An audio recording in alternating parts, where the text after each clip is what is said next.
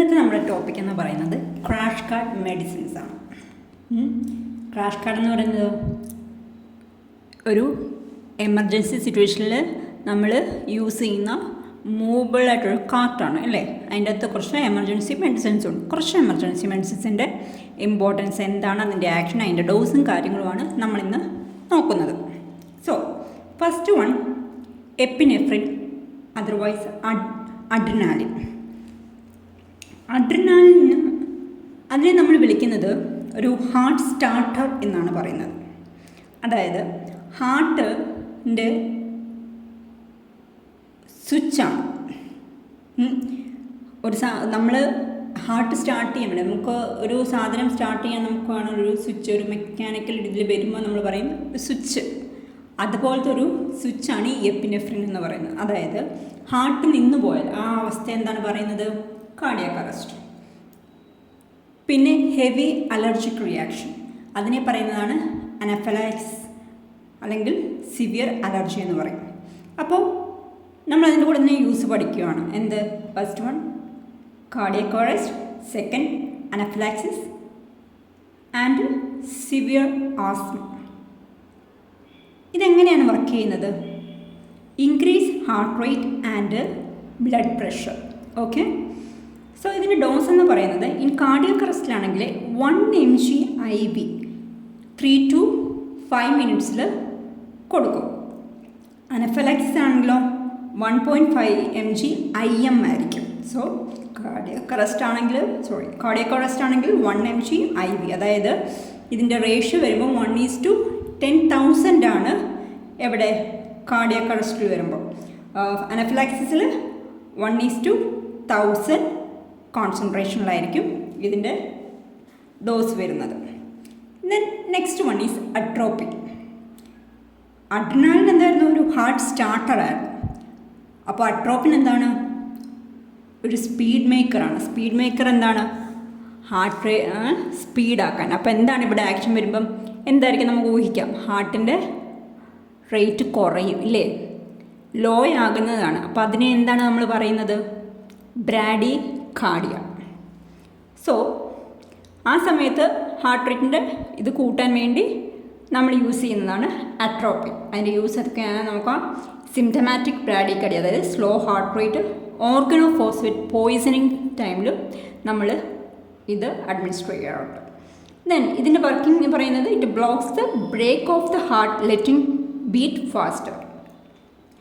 Dose 0.5 mg to 1 mg IV every 3 to 5 minutes.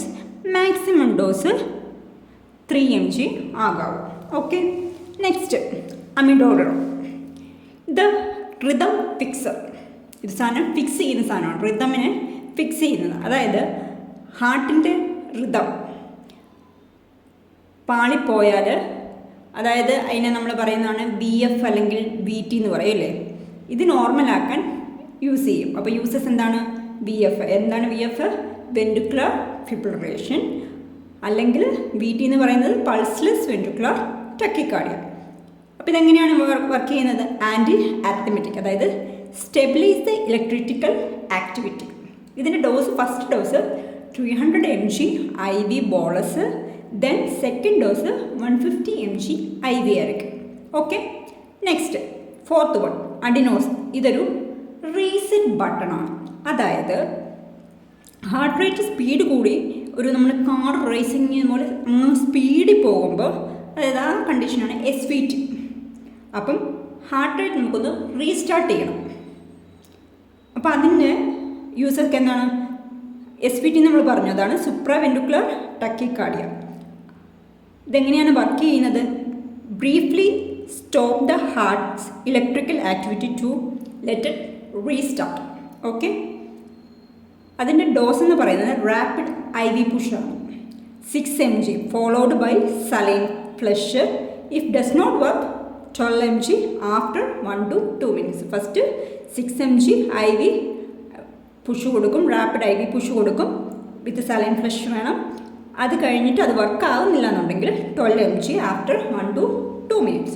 Next calcium gluconate, calcium. Okay, അപ്പോൾ നമ്മൾ എന്തിനാണ് use ചെയ്യുന്നതായിരിക്കും, calcium കുറഞ്ഞാൽ യൂസ് ചെയ്യും. അത് കൂടാതെ ഇതെന്ന് പറഞ്ഞാൽ പൊട്ടാസ്യം കൂടുതലാവുന്ന സമയത്ത് നമ്മളിത് കൊടുക്കും. അതായത് പൊട്ടാസ്യം കൂടുതലെന്ന് വിളിക്കുന്ന കണ്ടീഷനാണ് ഹൈപ്പർ കലീമിയ. കുറയുന്നതിന് ഹൈപ്പോ, പക്ഷെ ഇവിടെ ഹൈപ്പർ കലീമിയ. നമ്മൾ പറഞ്ഞു കാൽസ്യം കുറഞ്ഞതെന്ന്, അപ്പോൾ എന്തുവാ ഹൈപ്പോ കലീമിയ. ഹൈപ്പോ കുറവ്, ഹൈപ്പർ കൂടുതൽ. ഓക്കെ, അപ്പോൾ ഹാർട്ടിൻ്റെ മസിൽസിനെ പ്രൊട്ടക്റ്റ് ചെയ്യാൻ വേണ്ടി യൂസ് ചെയ്യുന്നതാണ്. അപ്പോൾ അതിൻ്റെ യൂസ് എന്തൊക്കെയായിരിക്കും? ഹൈപ്പർ കലീമിക്ക് യൂസ് ചെയ്യും, ഹൈപ്പർ കാൽസ്യമിക്ക് യൂസ് ചെയ്യും, മഗ്നീഷ്യം ടോക്സിസിറ്റിക്കും യൂസ് ചെയ്യും. ഇതെങ്ങനെയാണ് വർക്ക് ചെയ്യുന്നത്? പ്രൊട്ടക്ട് ഹാർട്ട് മസിൽ സെൽസിനെ പ്രൊട്ടക്റ്റ് ചെയ്യാം. ഇതെങ്ങനെയാണെന്ന് ചോദിച്ചാൽ 10 ml of 10% solution over 5 to 10 minutes. Next sodium bicarbonate, the acid fighter. Acid fighter അപ്പോഴേ നമുക്ക് എന്താണെന്നറിയാം, മെറ്റാബോളിക് അസിഡോസിസും നമുക്കറിയാം, ABGയിലെ അസിഡോസിസും ആൽക്കലോസിസും ഒക്കെ അല്ലേ. സോ റീസസ്റ്റേഷൻ തുടർന്ന് പോകുമ്പോൾ നമ്മുടെ ബോഡിയിൽ ആസിഡ് കൂടും. അന്നേരം അതായത് അസിഡോസിസ് ആവും. ഈ ആസിഡ് കൂടുന്ന ടൈമിലാണ് അസിഡോസിസ് എന്ന് പറയുന്നത്. ഇതിനെ ന്യൂട്രലൈസ് ചെയ്യാൻ വേണ്ടി നമ്മൾ കൊടുക്കുന്നതാണ് സോഡിയം ബൈകാർബണേറ്റ്. അപ്പം ഒരു കണ്ടീഷൻ പറയുന്നത് മെറ്റാബോളിക് ആസിഡോസിസ് അല്ലെങ്കിൽ സർട്ടൺ ഡ്രഗ് ഓവർഡോസിൻ്റെ ടൈമിൽ കൊടുക്കും. അപ്പോൾ ഇത് ഒരു ആൽക്കലൈസിങ് ഏജൻ്റായിട്ടാണ് വർക്ക് ചെയ്യുന്നത്. ഇതിൻ്റെ ഡോസ് എന്ന് പറഞ്ഞാൽ 1 milli equivalent per kg IV slow പുഷായിരിക്കും. പിന്നെയുള്ള കുറച്ച് മെഡിസിൻസ് ഏതൊക്കെയാണ്? ലാസിക്സ്, അട്രോപ്പിൻ നമ്മൾ പറഞ്ഞു, ഡിജോക്സിനുണ്ട്, പൊട്ടാസ്യം ക്ലോറൈഡ് ഉണ്ട്, KCL-ഉണ്ട്, പിന്നെ അബിലുണ്ട്. ക്രാഷ് കാർഡിലെ മെഡിസിൻസ് ആണ് അല്ലേ. ഹൈഡ്രോകോർട്ടിസോൺ ഉണ്ട്. ഹൈഡ്രോകോർട്ടിസോണൊക്കെ എന്താണ്? സ്കിൻ അലർജിക് കണ്ടീഷനിലും ആസ്മ, ഓട്ടോഇമ്യൂൺ ഡിസീസിലൊക്കെ നമ്മൾ IV or IM ആയിട്ടൊക്കെ കൊടുക്കാറുണ്ട്. പിന്നെ ഡയസപ്പം, അതായത് പ്രിലോങ് സീഷ്യർ ടൈമിലൊക്കെ കൊടുക്കുന്ന മെഡിസിനാണ്.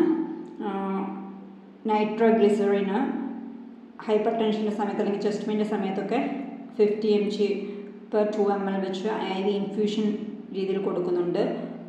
പിന്നെ ഡെക്സാമെഥസോൺ, അമിനോഫിലിൻ, ഇങ്ങനെ ഡെക്സ്ട്രോസ് 25% കുറേ മെഡിസിൻസ് ഉണ്ടാവില്ലേ ക്രാഷ് കാർഡിൽ. ഓക്കെ, അപ്പം മെയിൻ ഇച്ചിരി ഇമ്പോർട്ടൻ്റ് ആയിട്ടുള്ള കുറച്ച് മെഡിസിൻസിൻ്റെ ഞാൻ പറഞ്ഞു തന്നത്.